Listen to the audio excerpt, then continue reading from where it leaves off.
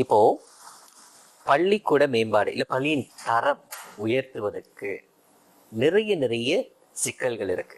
அப்படி இருக்கும்போது பள்ளி நிர்வாகமும் சரி அல்லது பிஐடிஜியாக இருந்தாலும் சரி, குறிப்பாக கல்வி அமைச்சு, இந்த 3 தரப்போடு எப்படி எல்பிஎஸ் ஒன்றிணைந்து செயல்படுது? இது ஆக்சுவலி நீங்க பாத்தீங்கன்னா கல்வி இலாக்கா ஒவ்வொரு வருடமும் மாநிலத்திலும் சரி சென்ட்ரல் கேபிஎம் மந்திரியான் பிராஜனம் சரி அவங்களுக்கு நிதி ஒதுக்கீடு இருக்கின்றது. அவர்களுக்கு எல்லா பள்ளிகளுக்கும் அவர்கள் முன்கூட்டியே அனுப்பிடுவாங்க, உங்களுக்கு என்னென்ன வசதிகள் இல்லை எதுக்கு தேவை அப்படின்னு. அதாவது நம்மளுடைய பட்ஜெட் தாக்கலுக்கு பிறகு நடக்கக்கூடிய விஷயம். ஆமா, ஏன்னா அந்த ஒதுக்கீடு இருக்கு. அதை நம்ம புரிந்து கொள்ள வேண்டும். இதற்கு தலைமை ஆசிரியரோட பங்கு ரொம்ப ரொம்ப முக்கியம். அவர் மூலியமா நம்ம நம்மளுடைய விண்ணப்பங்களை சமர்ப்பிக்கலாம். ஆனா நம்ம நிறைய கேட்கலாம். அவங்க எல்லா பள்ளியும் கொடுக்குற ஒரு சூழ்நிலையில ஒரு குறிப்பிட்ட தொகையை கொடுப்பாங்க. அப்ப அந்த குறிப்பிட்ட தொகையை எடுத்து நம்மளால மேற்கொண்டு சில நிதி திரட்டல் செய்ய முடியும் செய்தா அதன் மூலியமாக நம்ம நிவர்த்தி செய்ய முடியும். இது கண்டிப்பாக செய்ய முடியும். இதற்கு அந்த வாரியத்தில் இருக்கக்கூடிய அனுபவங்கள், பெற்றோர் வசதி சங்கத்தில் இருக்கக்கூடியவர்கள் அனுபவங்கள், பள்ளி நிர்வாகத்தில் இருக்கக்கூடியவர்களுடைய ஒத்துழைப்பு ரொம்ப முக்கியம். இருந்துச்சுன்னா இதை சுமூகமாக செய்ய முடியும். நிதி உதவி இருக்கின்றது. பொதுவாக நிதி திரட்டக்கூடிய ஒரு சூழ்நிலையில கண்டிப்பாக தேவைப்படுற சமுதாயத்திலிருந்து கிடைக்கக்கூடிய பங்கு சிறப்பாக இருக்குன்னு தான் நம்ம சொல்லணும். நம்ம இல்லை கோயிலுக்கு தான் கொடுக்குறாங்க, பள்ளி கொடுக்குறதா சொல்றது ஒரு தவறான கருத்து. கோயிலுக்கு கொடுக்குறவங்க கொடுக்குறாங்க, பள்ளி கொடுக்குறவங்க நிறைய பேர் இருக்காங்க. நம்ம ஏன் அதை தவிர்க்கணும்? இப்ப எதிர்மறையாக பேசியே நம்ம என்ன சொல்றோம்னா எல்லாம் இவங்க எங்கதான் கொடுக்குறாங்க எங்கதான் அப்படி இல்லை. எல்லா பள்ளிகள்லயும் அவர்களுடைய குழந்தைகள் படிக்கிற ஒரு சூழ்நிலையில அவங்களுடைய பங்கை செய்யறதுக்கு எல்லா பெற்றோர்களும் தயாராக தான் இருக்கின்றார்கள். சரி ஐயா, பெரும்பாலான பள்ளிகள்ல பார்த்தோம்னா நீங்க சொல்லி இந்த மாதிரி 3 தரப்போடு எல்பிஎஸ் இணைந்து செயல்படுது. ஆனாலும் பெரும்பாலான தமிழ் பள்ளிகளிலும் சரி சீன பள்ளிகள்லயும் சரி நம்ம நிறைய படிச்சிருக்கிறோம். ஏன் இந்த பிஐபிஜிக்கோ எல்பிஎஸ்க்குமே எப்பவுமே ஒத்து வர மாட்டேங்குது அப்படின்னு நிறைய சம்பவங்களும் இருக்கின்றன. இதை தொட்டு உங்களுடைய பார்வை எப்படி இருக்கு? நான் நிறைய சம்பவங்கள் இருக்குன்னு நீங்க சொல்றீங்க, எனக்கு தெரிஞ்சு இருக்கு. ஆனா நிறைய சம்பவங்களை நான் சொல்ல மாட்டேன். ஏன்னா இதெல்லாம் ஒரு புரிந்துணர்வு தான். சரி, இப்ப ஏன்னா குழந்தைகளை மையமாக வைத்துதான் பள்ளி இயங்குகின்றது. பள்ளியிலே கற்றல் கற்பித்தல் சிறப்பாக இருக்கின்றதா என்று பார்க்கக்கூடிய ஒரு சூழ்நிலை பள்ளி நிர்வாகம் இருக்கின்றது. அவர்களுக்கு தேவையான உதவிகளை செய்யக்கூடிய ஒரு சூழ்நிலை பெற்றோர் சம்பந்தம் இருக்கின்றது. சரி, ஆனா அந்த பள்ளியில மேற்கொண்டு ஏதாவது ஒரு நிதி திட்டங்களோ அல்லது அவர்களுக்கு எதுவும் வருமானம் இருக்கின்ற ஒரு சூழ்நிலையிலோ பார்க்கின்ற ஒரு சூழ்நிலையில தான் பெற்றோர் ஆசிரியர் சங்கம் அவங்க பங்கு இருக்கணும்னு அவங்க விரும்புவாங்க. ஆனால் அவங்களோட 3 பேர் கண்டிப்பாக வாரியத்தில் இருக்கிறதுனால அதை பேசி தீர்த்து கொள்ளலாம். இதெல்லாம் என்னன்னா இப்ப நான் தான் செய்யறேன் அப்படின்னு நம்ம நினைக்க கூடாது. நாம எல்லாம் செய்வோம் அப்படின்னு அவங்க நினைச்சாங்களோ எதுக்கு செய்யறோம்னு தெரியணும். அதே சமயம் யாருக்கு குழந்தைகளுக்காக செய்யறோம் அதை முறையாக எல்லோருடைய ஒப்புதலின் கீழே செஞ்சோம்னா செய்ய முடியும். நான் தான் பெருசுன்னு நினைக்கிற ஒரு சூழ்நிலை தான் இந்த பிரச்சனைகள் வருகின்றன. சரி, இது பள்ளி பெற்றோர் ஆசிரியர் சங்கம் வாரியம் மட்டும் இல்லை, பள்ளியின் தலைமைத்துவமும் ரொம்ப ரொம்ப முக்கியம். பெரும்பாலான தமிழ் பள்ளிகளை நான் குறிப்பா சொல்லணும்னா ஆசிரியர்களின் பங்கு மிகவும் அற்புதமாக இருக்கின்றன. நிறைய பேர் நிறைய நம்ம குழந்தைங்க நல்லா படிக்கணும் ரொம்ப செய்யறாங்க. அதனாலதான் தமிழ் பள்ளியில இன்னும் குழந்தைகளை போடணும் அப்படிங்கிற நம்பிக்கை பெற்றோர் இருக்கு. அந்த நம்பிக்கைக்கு காப்பாற்றக்கூடிய சூழ்நிலையில் நம்மளுடைய தமிழ் பள்ளி ஆசிரியர்கள் கண்டிப்பாக இருக்கின்றார்கள். பெரும்பாலான தமிழ் பள்ளியில் இருக்கக்கூடிய தலைமை ஆசிரியர்களுக்கும் அந்த சிந்தனை இருக்கின்றன. அவர்களும் சிறப்பாக செய்யணும், நம்மளுடைய பள்ளியை நல்ல நிலைமை கொண்டு போகணும் இருக்காங்க. ஒரு சில பள்ளிகளில் தலைமை ஆசிரியர்களுக்கு சில சங்கோஜங்கள் இருக்கும். ஏன்னா அவங்க நாங்கள் கல்வியிலாக கீழே வேலை செய்யணும், அதனால அவங்க சொல்றதுதான் கேட்பாங்க. அப்ப நம்ம என்னன்னா நம்ம செய்யற நிறைய விஷயங்களை பள்ளிக்காக செய்கின்றோம், அதோட நிப்பாட்டிட்டோம்னா நம்மளுக்கு முடிஞ்சிடும். எல்லாத்தையும் போய் ஒரு கல்வி இலாக்காவோட சொல்லும் பொழுது அவங்களுக்கு புரியாத சூழ்நிலை 1008 கேள்விகள் கேட்கும் பொழுதுதான் இவங்க பயந்துக்கிட்டு அது சொன்னா பிரச்சனை வரும், இது சொன்னா பிரச்சனை வரும் அப்படின்ட்டு சில தலைமை ஆசிரியர்கள் கொஞ்சம் பின்தங்கி இருக்காங்க. அவங்களோட சிந்தனை மாறணும். என்னுடைய பள்ளி, என்னுடைய சமுதாயம், நான் இப்படிதான் இருக்க போறேன், ஏன்னா இதுதான் என்னுடைய கடப்பாடு அப்படின்னு நினைச்சுக்கிட்டு. ஆனா அவங்க கல்வி இலாக்கா கீழே தான் இருக்காங்க, அதை கட்டுப்பட்டு நான் செய்யலாம். ஆனா சமுதாயத்திற்கு என்ன செய்வே இந்த ஒரு புரிந்துணர்வோட செய்யக்கூடிய ஒரு சூழ்நிலையில இந்த பள்ளி சிறப்பாக கண்டிப்பாக இயங்கும். சரி, இப்போ இதை தொட்டே இன்னொரு கேள்வியும் நான் யோசிக்கிறேன். எப்படின்னா, இவ்வளவு தூரம் வரையறை இருக்கு அப்படின்னு நம்ம சொல்லியிருந்தாலும், பிஐபிஜி உங்களுடைய வரம்பு இவ்வளவுதான், அதே போல எல்பிஎஸ் தான் உங்களுடைய வரம்பு இவ்வளவுதான் அப்படின்னு சொன்னாலும், சில பள்ளிக்கூடத்துல பிஐபிஜி எல்பிஎஸ் உடைய செயல்களை செய்வதும் இல்லை அவர்களை ஓவரைட் பண்றது அப்படின்னு நம்ம சொன்னோம் இல்லையா, அந்த மாதிரி செய்யற வேலையில என்ன மாதிரியான விளைவுகளை எதிர்நோக்கக்கூடும்? அப்படி விளைவுகள் இருக்கின்ற பட்சத்தில் ஒரு எல்பிஎஸ் தலைவராக இருக்கக்கூடிய நீங்கள் எப்படி ஒரு ஆங்கிலத்தில் சொன்ன ஒரு டினி லைன் போர்டர்னு சொல்லுவாங்க, ஒரு நுண்ணிய அளவுகோல் இல்லைன்னா ஒரு நுண்ணிய எல்லை அப்படின்னு சொல்லலாம், எந்த இடத்தில் வரைய வேண்டும்?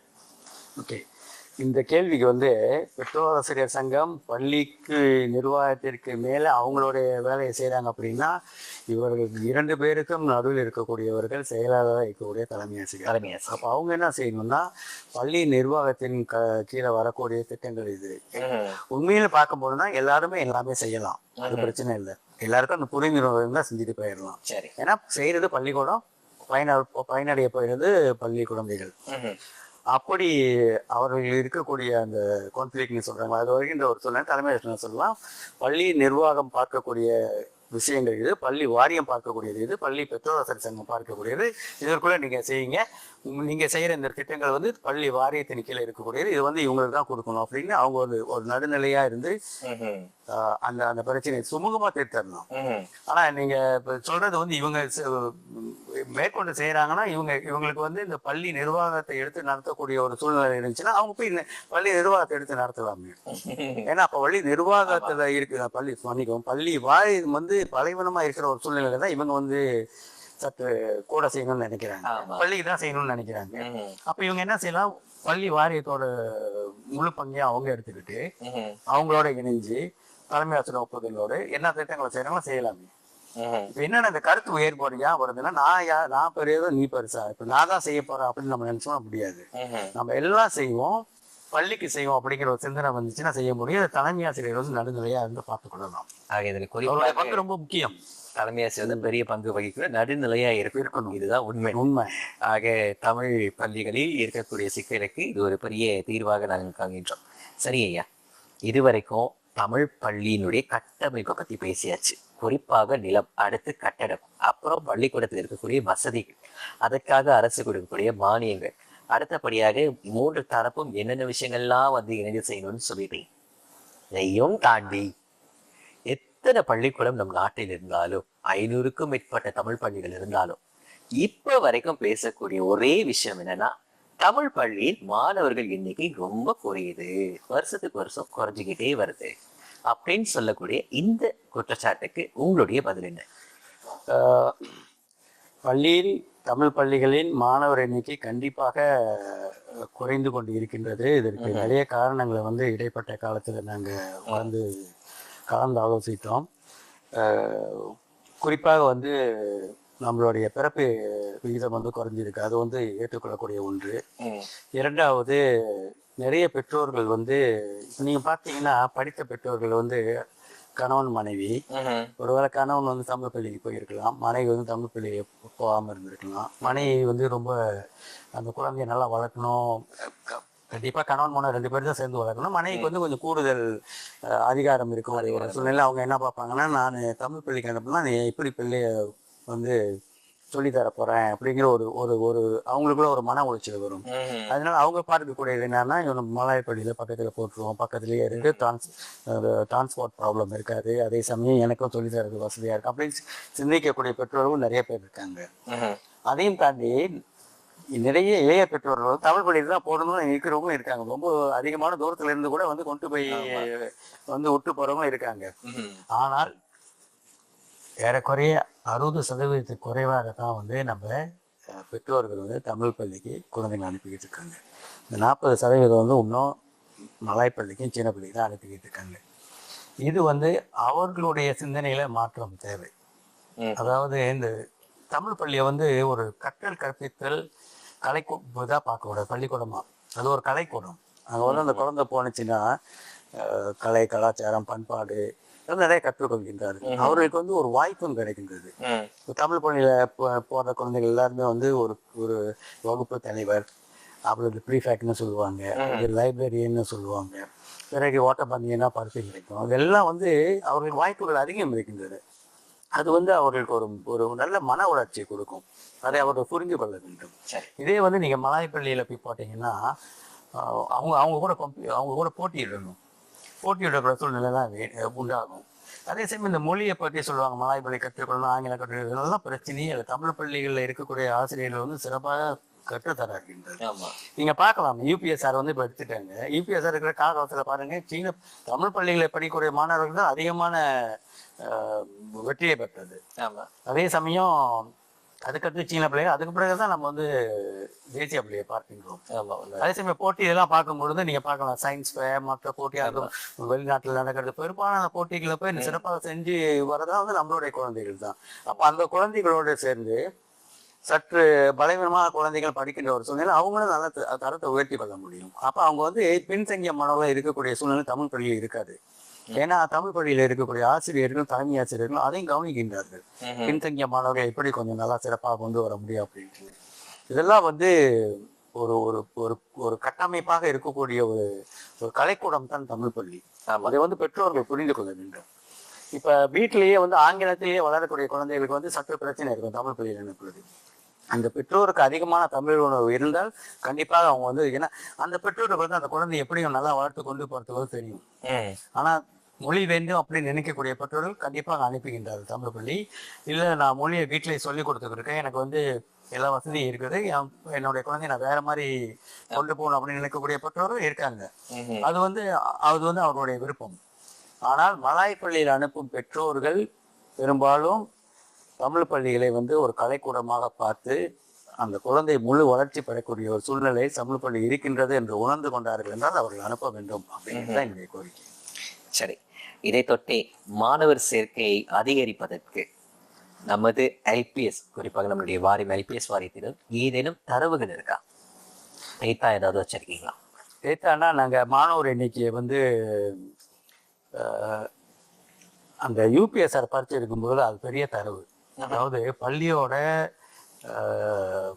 தேர்ச்சி விகிதத்தை அதிகமாக காட்டுகின்ற ஒரு சூழ்நிலையில் வந்து பெற்றோர்களே வந்து அங்கே அனுப்புறது இது பண்ணி இந்த பள்ளியில் போட்டால் நல்லா படித்து வந்துடுவோம் அப்படின்னு செய்யக்கூடிய ஒரு சூழ்நிலையில் தான் வந்து குறிப்பிட்ட சில பள்ளிகளை நம்ம அப்போ பார்க்க முடிந்தது. யூபிஎஸ்ஆர் இருக்கிற காலகட்டம், குறிப்பாக சிம்பாங்கியம்மா தமிழ் பள்ளி, துன் அமீனா தமிழ் பள்ளி, யஹியா அவல் தமிழ் பள்ளி, மாசாய் தமிழ் பள்ளி, இதெல்லாம் அதிகமான மாணவர்கள் தமிழ் பள்ளி மாணவர்கள் படித்த பள்ளிகளை நம்ம பார்க்கின்றோம்.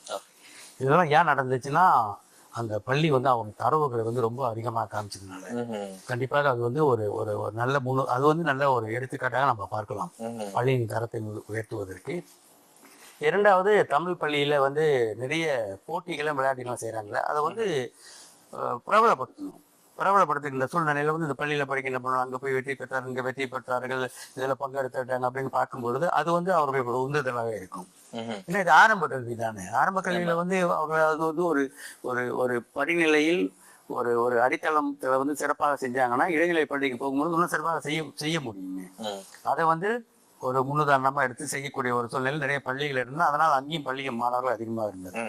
ஒரு சில பள்ளிகளில் குறிப்பாக அந்த வட்டாரத்தில் மாணவர்கள் இல்லாத சூழ்நிலையில் சற்று சிரமம் தான். இப்போ எங்களுடைய பள்ளியை எடுத்துக்கொண்டாலே மிட்லேண்ட் தோட்ட பள்ளியை சுற்றி 2-3 தமிழ் பள்ளிகள் இருக்கு. அங்கங்கே உள்ள பெற்றோரும் எங்கெங்கே தமிழ் பள்ளிங்க சுமையரங்கத்துக்கு அனுப்பிடுறாங்க, அப்புறம் தெப்பை சுங்கைக்கு அனுப்பிடுறாங்க, அப்புறம் இங்கே இந்த பக்கத்து ஈஜோக் சைடில் இருக்கக்கூடிய பிள்ளைகள் எல்லாம் அங்கங்கே அனுப்புறதுனால எங்கள் வட்டாரத்தில் மாணவர்கள் குறையுது. அதனால தான் சரி இந்த ஹாஸ்டல், அதாவது ஒரு ஒரு ஒரு தங்கு விடுதி செஞ்சால் கொஞ்சம் பிள்ளைங்களை கொண்டாந்து செய்யலான்ட்டுன்னு நாங்கள் ஆரம்பித்தோம். ஆனால் அதுக்கு வந்து நாங்கள் முதல்ல ஒரு 27 மாணவர்கள் கொண்டாந்து வச்சு ஆரம்பித்து நடத்தி கொண்டு இருந்தோம். அரசாங்கம் வந்து அதை நடத்த முடியாதுன்னு சொல்லிட்டாங்க. ஆனால் நாங்கள் 2 வருடம் நடத்தினோம். ஏன் நடத்த முடியாதுன்னா டாசாரில் இல்லை, ஒரு பள்ளியில், ஆரம்ப பள்ளியில், தமிழ் பள்ளின்னு மட்டும் இல்லை, சீன பள்ளியாக இருந்தாலும் சரி, மலாய் பள்ளியாக இருந்தாலும் சரி, ஆரம்ப பள்ளியில் வந்து எந்த பள்ளியிலையுமே ஆசிரமம் இல்லை. அதனால அவங்க டாசார் இல்லாதனால அவங்களுக்கு ஒப்புதல் கொடுக்கல. அப்போ அப்படி இருந்தும் நாங்கள் ஒரு 27 மாணவர்களை வந்து கரை சேர்த்தோம்.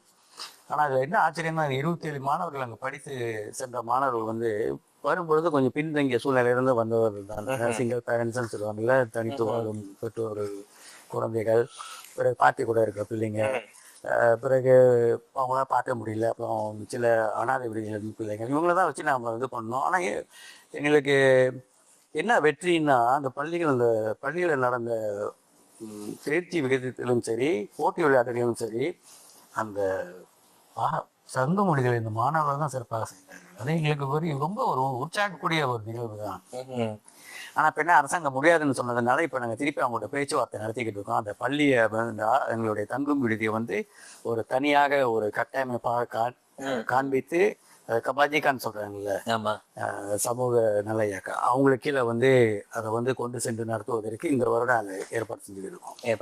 ஆனா குழந்தைகள் இருக்கின்றார்கள் அனுப்புவதற்கு. நிறைய பேர் கால் பண்ணி அங்கே என்னால் கூப்பிட்டு கேட்பாங்க, என்னால் பார்த்துக்க முடியல, என்னால் அனுப்ப முடியல, அப்பா இல்லை, அம்மா இல்லை, தங்கு இது ஆசிரமானது அனாதை இல்லம்னு சொல்றாங்கல்ல அப்படின்னு சொல்றாங்களே, அங்கேயும் நிறைய குழந்தைகள் இருக்காங்க. அந்த மாதிரி குழந்தைகளுக்கெல்லாம் வந்து இந்த மாதிரி தங்கும் பொழுது, நான் காலையில பள்ளிக்கூடம் போயிடுவாங்க, பிறகு வந்தாங்கன்னா அவங்களுக்கு பூரா ப்ரோக்ராம் இருக்கும். ராத்திரி போய் உறந்து தூங்குற வரைக்கும் அவங்களுக்கு ப்ரோக்ராம் இருக்கும். அதனால அவங்க வந்து முழு மூச்சா வந்து கண்காணிக்கப்பட்டு ஒரு ஒரு கட்டுக்கோப்போட இருக்கின்ற ஒரு சூழ்நிலையில நம்மளால ரிசால்ட் பார்க்க முடிஞ்சுச்சு. அது வந்து இதை வந்து இதெல்லாம் அரசாங்கம் செய்யணும். அப்பதான் நம்மளுக்கு வசதி. இப்போ நம்ம என்னன்னா, கட்டடம் பார்த்துக்கணும், வார்டனு சம்பளம் கொடுக்கணும், இபிஎஃப் கட்டணும், சப்சோ கட்டணும், பிறகு அதுக்கு நிதி தேவைப்படுது, நிதியை கேட்டா மாநில அரசாங்கம் வேற அரசாங்கம் வந்துறப்ப கொடுத்துக்கிட்டு இருந்தாங்க. இப்போ ரெண்டும் ஒன்னானதும் இவங்க அங்க கையை கட்டுறாங்க, அவங்க இங்க கையை கட்டுறாங்க, இப்ப எல்லாரும் வந்து தாசாருதான்ட்டாங்க. அதுக்கு முன்னாடி ஏன் கட்டி கொடுத்தாங்கன்னு எங்களுக்கு தெரியல. மாநில அரசாங்கம், ஸ்லாங்கூர் மாநில அரசாங்கம் தான் கட்டி கொடுத்தாங்க ஆசிரமான்னு. ஆசிரமானா அப்ப அதை கட்டினா அதை நடத்துறதுக்கு அவங்க பணம் கொடுக்கணும்ல. நம்ம போய் எல்லாருமே கேட்டு கிடைக்க முடியுங்களா? இது வந்து ஒரு சமுதாயத்தின் தேவை. இதை வந்து அவங்க புரிந்து கொள்ள வேண்டும் என்பதுதான் எங்களுடைய கோரிக்கை. ஆனா இப்போ ஸ்கோலா அகாமான்னு சொல்லும் போது அதுல மட்டும் அஸ்ராமா வாய்ப்புகள் இருக்கு சார். ஸ்கோலா அகாமா வந்து அது நசாத்தில தானே வருது. இல்ல, அவங்க வந்து ஸ்கோலா அகாமா வந்து வேறு சட்டத்திட்டத்தின் கீழே வருது. தமிழ் பள்ளிகள் வந்து கொள்கையின் அடிப்படை. ஆனால் நம்மளுடைய கல்வி இலாக்காவின் கீழே வந்து ஆரம்ப பள்ளியில வந்து இருக்கு. ஆனா வராங்க சில சபாசரவாளர் சில இடங்கள்ல இருக்கு, நான் ஒரு தொழிற்தான் இருக்கு. சரி, இப்ப மிட்லண்ட்ஸ் தமிழ் பள்ளியில வந்துட்டு நமக்கு இந்த ஆசிரமா அப்படின்னு சொல்லும் போது அதுல தங்குதிய மாணவர்கள் 27 பேர் வந்துட்டு நல்லபடியான ஒரு வாழ்க்கை முறையும் வாழ்வதற்கு நீங்க வழிவகுத்து கொடுத்துருக்கீங்க. இது ஒரு பள்ளிக்கூடத்தினுடைய உதாரணம். இந்த ஒரு உதாரணமே பல பள்ளிக்கூடத்துக்கு பெரிய உதாரணமா மாறும். அப்படி இருக்கிற பட்சத்துல ஏன் இந்த மாதிரியான அஸ்ராமா கட்டுவதற்கு வாய்ப்புகள் வழங்கப்பட மாட்டேங்குது? நீங்க முதல் சொன்னது இந்த டாசார் இல்ல, ஆனா தேவை இருக்கு. இது நீங்க ஒரு பரிந்துரையா வைக்கலாமே. தான் எல்லா அதிகாரமும் இருக்கு. உண்மைதான். இதுக்கு வந்து கண்டிப்பா தேவை இருக்கின்றது. ஏன்னா நீங்க பாத்தீங்கன்னா இன்னும் தோட்டப்புறங்களில் இயங்கக்கூடிய பள்ளிகள் இருக்கின்றன, குறைந்த மாணவர்கள் இருக்கக்கூடிய பள்ளிகள் நிறைய இருக்கின்றன. இப்ப நீங்க கர்லிங் தமிழ் பள்ளி எடுத்துக்கோங்க, அவருக்கு வந்து பெரிய நிலம் இருக்கின்றது. அரசாங்கமே அவங்க வந்து நல்ல ஒரு மாணவர் தங்கும் விடுதியை கட்டி, ஏன்னா பள்ளிக்கூடமும் அங்க மாணவர் எண்ணிக்கை வந்து குறைவாதான் இருக்கின்றன, தங்கும் விடுதியை கட்டி கொடுத்தாரு என்றால் அது நல்ல. நான் அந்த பள்ளியை நீங்க போய் பார்க்கணும். ஒரு அருமையான சூழ்நிலையில அந்த பள்ளி இருக்கின்றது. பாரதியார் சொன்ன மாதிரி ஒரு ஆறு ஓடுது, சுற்றிலும் பச்சை பசேல்னு இருக்கு. அந்த ஒரு சூழ்நிலையில ஒரு நல்ல ஒரு தங்கும் விடுதியை கட்டினாங்களா அங்க இருக்கு. அந்த தங்கும் விடுதியை வந்து இப்ப என்னன்னா, அங்க உள்ள ஒரு பொது இயக்குனர் வந்து ஆரம்ப பள்ளிக்கும் இடைநிலை பள்ளிக்கும் சேர்த்தே அவங்க வெளியில வந்து அவங்களுடைய சொந்த முயற்சியில 2-3 கட்டிடங்களை வந்து அவர்களுக்கு வாடகைக்கு எடுத்து அங்க தங்க வச்சு பிள்ளைங்களுக்கு படிக்க அனுப்புறாங்க. இது அவங்க செய்யறாங்க ஒரு புது இயக்கமா, இது அரசாங்கம் செய்யலாமே. உண்மைதான். இது வந்து பார்த்துட்டு இது தோட்டப்புறம் இதெல்லாம். ஏன்னா நீங்க 1800 எடுத்துக்கிட்டீங்கன்னா ஸ்லாங்கூர்லாம் வந்து அதிகமா இருந்தவரும் இந்தியர்கள் தான். காட்டெல்லாம் அரிச்சு நாடாக்காதே இந்தியர்கள் தான். நினைக்கிறேன் 1030க்கு முன்னுக்குலாம் வந்து ஸ்லாங்கூர் மாநிலத்தில் அதிகமான மக்கள் தொகையா இருந்தவர்கள் நம்ம இனத்தவர்கள். உண்மை. அப்ப அவங்கலாம் வந்து இந்த தோட்டத்தை காட்டை அடிச்சு தோட்டப்புறமாக்கி இந்த நாளை வளர்த்து கொடுத்தவங்க. அவங்களோட குழந்தைகள் அங்கங்க இன்னும் தோட்டத்துலதான் இருக்காங்க. இதை வந்து அரசாங்கம் வந்து அவங்க ஒரு கடப்பாடாவே செய்யணும்.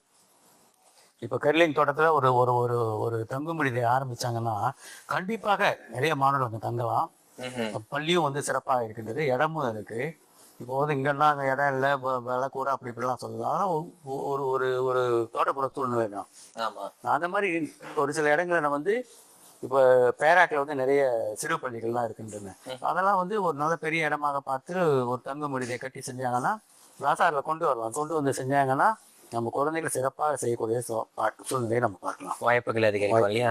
ஏன்னா குறிப்பாக வந்துட்டு பெற்றோர்கள் வைக்கக்கூடிய ஒரு பெரிய குற்றச்சாட்டு, பள்ளிக்கூட வசதிகள் ஒரு பக்கம் இருந்தாலும் எங்களுக்கு அனுப்புவதற்கு பேருந்து வசதி அப்படின்னு சொல்லும்போது அது அதிகப்படியான கட்டணமா இருக்கு. எங்களுக்கு வந்து அதை கட்ட முடியல. ஒரு பிள்ளை 2 பிள்ளை இருந்தா பரவாயில்ல, 3 பிள்ளை படிக்கிற இடத்துல நான் எப்படி கட்டுறது, இப்படி எல்லாம் குற்றச்சாட்டு வைக்கிறாங்க.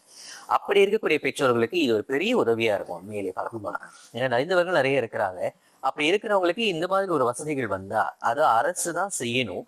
அப்படி செஞ்சாங்கன்னா இது ஒரு பெரிய உதவியா இருக்கும் இல்லையா? சரி, அப்ப எல்பிஎஸ் மட்டுமே இதை செய்யணும் அப்படின்றது இல்ல. பள்ளி நிர்வாகமா இருக்கட்டும், அடுத்து அரசியல் தலைவர்கள்கிட்ட இது வந்து நம்ம ஒரு பரிந்துரையா கூட இந்த நிகழ்ச்சியின் வாயிலா வைக்கலாம். முடிந்த அளவுக்கு இதை வந்து செய்வதற்கு சாத்தியப்படுமா அப்படின்ற ஒரு விஷயத்தையும் நீங்க எதிர்கொள்றது ரொம்ப சிறப்பா இருக்கும்னு இந்த வேலையில நாங்க சொல்லிக்கிறோம். அடுத்தபடியாக ஐயா, முக்கியமாக பள்ளியில் உள்ள அடிப்படை வசதிகள். ஏன்னா முதல்ல வந்துட்டு டிரான்ஸ்போர்ட் இஷ்யூ அப்படின்னு நம்ம சொல்லியாச்சு. அதை தாண்டி பள்ளிக்கூடத்துல அனுப்பிட்டு கூட நிறைய பேர் என்ன சொல்றாங்கன்னா, பள்ளிக்கூடத்துல ஃபெசிலிட்டிலாம் வந்து நாங்க எதிர்பார்க்கிற அளவுக்கு இல்லை அப்படின்னு சொல்றாங்க. அதை பற்றி நீங்களும் நிறைய விஷயங்கள் முதல்ல சொல்லியிருந்தீங்க. அப்படி பார்க்கும்போது உண்மையாலுமே எல்லா பள்ளிக்கூடத்துலையும் இந்த பள்ளிக்கூட வசதிகள் குறிப்பாக என்னன்னு பார்த்தீங்கன்னா இந்த கழிப்பறை, அடுத்தபடியாக வந்து இந்த ஐசிடி லேப், இந்த சயின்ஸ் லேப்ஸ் இதை சொல்றோம். அடுத்தபடியாக நிறைய பள்ளிக்கூடத்துல வந்து நமக்கு அன்னைக்கு ஏற்கனவே கேட்டதுல கூட எங்களுக்கு கொஞ்சம் அதிர்ச்சியாக தான் இருந்துச்சு. பள்ளிக்கூடத்துல விளையாட்டு திடலே இல்லை. விளையாட்டு திடலே இல்லாத பள்ளிக்கூடங்களும் இருக்கு. இந்த மாதிரி சூழல் அமையும் போது நீங்க இதை மேம்படுத்துவதற்கு, குறிப்பாக எல்பிஎஸ் மேம்படுத்துவதற்கு எவ்வகையான திட்டங்கள் வைத்துள்ளீர்கள்? இது இப்போ ஏன்னா ஒன்று வந்து ஒரு ஒரு சூழ்நிலையை நீங்க சொல்லிட்டீங்க, இந்த மாதிரி இதெல்லாம் இருக்குன்ட்டுங்க. ஒன்னொன்னா பார்ப்போங்க. கழிப்பறை நல்லா இல்லை, சிறப்பாக இல்லை. அப்போ அந்த பள்ளியின் தலைமை ஆசிரியர் வந்து இதற்கு அவர் தான் முயற்சி எடுக்கணும். என்னன்னா கல்வி இலாக்கா சொல்லுவேன், டாய்லெட் வந்து இந்த மாதிரி பிரச்சனையா இருக்கு, கழிப்பறைகளாக பிரச்சனையா இருக்கு. இடையில கூட போன வருடம் நிறைய பள்ளிகளுக்கு வந்து கல்வி இலாக்கா வந்து பண ஒதுக்கீடு செஞ்சு கழிப்பறைக்குன்னு ஒதுக்கீடு செஞ்சாங்க பார்த்துட்டு. அப்போ அது ஒன்று. ரெண்டாவது, அந்த பள்ளியில் படிக்கக்கூடிய கண்டிப்பாக பெற்றோர்கள் வந்து கொஞ்சம் வசதியுள்ள இருப்பாங்க. நீங்கள் பாருங்க, கழிப்பறையை வந்து சீரமைப்பதற்கு எவ்வளோ தேவைப்படும். நீங்கள் அது ஒரு ஒரு ஒரு 100 மாணவர்கள் இருந்தாங்கன்னா 2-3 கழிப்பறை பெண்களுக்கு, 2-3 கழிப்பறை ஆண்களுக்கு. அதுலேயே இருக்க போகிறாங்க. இல்லை இருந்தாலும் ரிசர்ச் டைம் போவாங்க வருவாங்க. நம்ம படித்த காலத்தில் நம்ம பார்க்கலாம் பாருங்க. அதை வந்து கணக்கான முறையில் செஞ்சு அவங்க கணக்காக மெயின்டைன் பண்ணி கிளீனர் வச்சு கிளீன் பண்ணிக்கிறதுனால சுத்தமாக இருக்கும். இதெல்லாம் வந்து ஒரு ஒரு ஏற்றுக்கொள்ள முடியாத ஒரு எனக்கு தெரியும் சொல்கிறாங்கன்றது ஏற்றுக்கொள்ள முடியாத ஒன்று தான். அதை சீரமைப்பதற்கு அதிக பணம் தேவைப்படாது. பள்ளி நிர்வாகமும் பள்ளி வாரியமும் பெற்றோர்கள் சங்கம் சேர்ந்து அதை பார்த்து கொள்ளலாம். முடியாத பட்சத்தில் அவங்க வந்து கல்வி இலாக்காவிடம் மனு செய்து அவங்க கொடுக்குற பட்ஜெட்டில் அவங்க செய்யலாம். இந்த மாதிரி செய்யலாம். இந்த வகுப்பறை, நீங்கள் ஒரு ஒரு குழந்தை வந்து ஒரு பள்ளிக்கூடத்துக்கு வந்து என்ன செய்ய போகிறாங்க, கற்றல் கற்பித்தல் போல் அவங்களுக்கு ஒரு ஒரு ஒரு ஒரு சிலபஸ் இருக்கு, அதை சொல்லிக் கொடுக்கணும். மரத்தடியில் கூட வச்சு சொல்லிக் கொடுக்கலாமே, அது ஒரு பிரச்சனையா? இப்போ இது என்னன்னா அது ஒரு சிந்தனை தான். இல்லை இது இருந்தால் தான் சொல்லிக் கொடுக்க முடியும். இப்போ இருக்கு, ஒயிட் போர்டு, இந்த போர்டு இருக்கு, அந்த போர்டு இருக்கு, இதெல்லாம் எங்கள் பள்ளியிலையும் இருக்கு. அதை நீங்க பயன்படுத்திக் கொள்ளுங்க. அது வேலை செய்யலன்னா அடுத்தது என்ன? ஏன்னா அந்த குழந்தைகள் வந்து வளர்ற குழந்தைகள் தான். அவங்களுக்கு வந்து பாடத்திட்டம் உங்க கையில இருக்கு. உங்களுக்கு லேர்னட் பர்சன், நீங்க தான் வந்து அதுக்கு தகுதியான ஆசிரியர். நீங்க தான் பயிற்சிக்கு போயிட்டு வந்திருக்கீங்க. ஸோ அந்த பிள்ளைக்கு விளங்குதா அப்படின்னு சொல்லி தரதான் என்னுடைய வேலை. இப்ப ஏபிசிடி தெரியலன்னா அவன் நாளைக்கு ஏபிசிடி சொல்றான்னா அது ஒரு வளர்ச்சி. அடுத்து ஒருத்தன் புக்கை நல்லா ஒரு புத்தகத்தை நல்லா படிக்கிறான்னா அது ஒரு வளர்ச்சி. அப்போ வந்து அந்த ஒரு மாணவனோட வளர்ச்சி எப்படி இருக்குன்னு அதை பார்க்கக்கூடிய சூழ்நிலை இந்த வகுப்பு ஆசிரியர்களும் பள்ளிகளின் நிர்வாகம் இருக்கின்றன.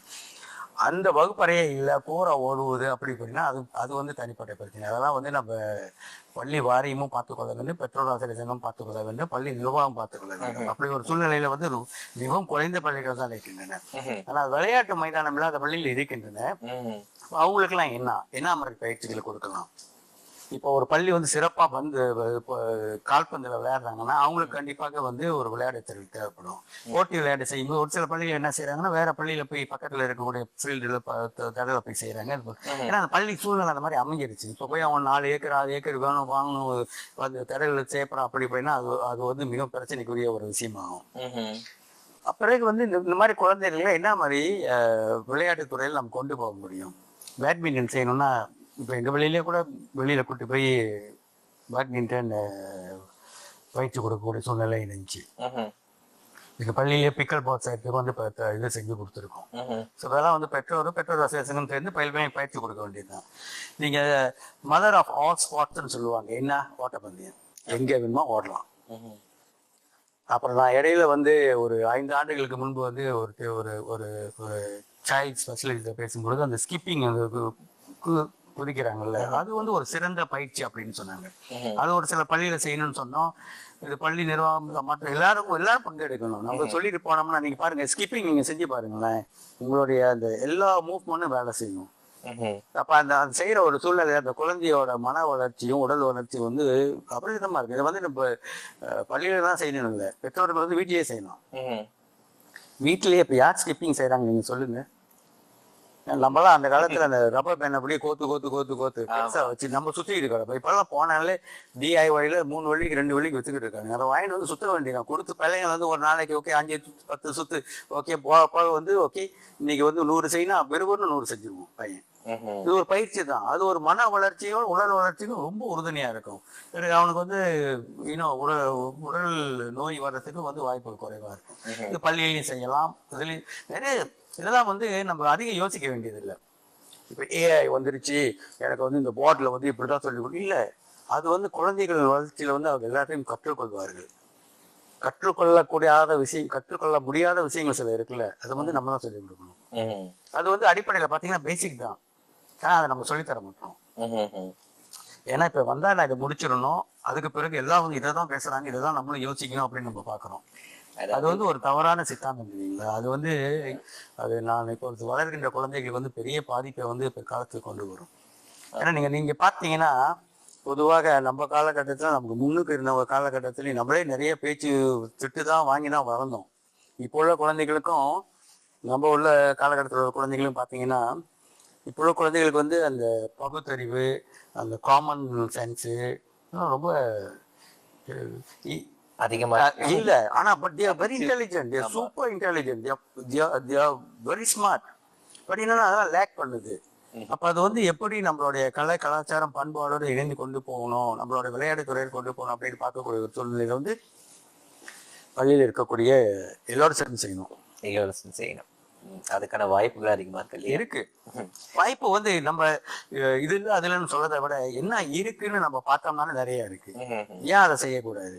அடிப்படையில் நீங்க சொன்னது இப்போ போற ஒரு கரண்ட் இல்லை, பள்ளியை படிக்க முடியல, டாய்லெட் வந்து உண்மையா உடஞ்சிருக்கு, இதெல்லாம் வந்து அடிப்படை தேவை. இதெல்லாம் வந்து செய்யக்கூடிய சூழ்நிலை எல்லா பள்ளியிலையும் வந்து இருக்கின்றார்கள். சரி, அதை தவிர்த்து மற்ற வாய்ப்புகள் என்ன இருக்குன்னு பார்த்து செய்யக்கூடிய ஒரு சூழ்நிலையை வந்து அந்த பள்ளி உருவாக்கி கொள்ள வேண்டும். பள்ளிதான் உருவாக்க வேண்டும். ஆமா, சரி. அதாவது ரொம்ப அபரிவிதமான வளர்ச்சிகள் கொண்ட பள்ளிக்கூடத்தை பார்த்து இந்த மாதிரியான வளர்ச்சிகள் இருந்தால் மட்டும்தான் நான் என் பிள்ளையை வந்து இந்த பள்ளிக்கூடத்துக்கு அனுப்புவேன்னு கேட்கிற பெற்றோர்களுக்கு முக்கியமா என்ன யோசிக்கணும்னா, படிக்கிறதுக்கு அடிப்படை என்ன தேவை, அது இருந்தாலே போதுமானது, பிறகு மற்றதை பார்த்து கொள்ளலாம் அப்படின்ற ஒரு விளக்கத்தோட நீங்க முடிச்சு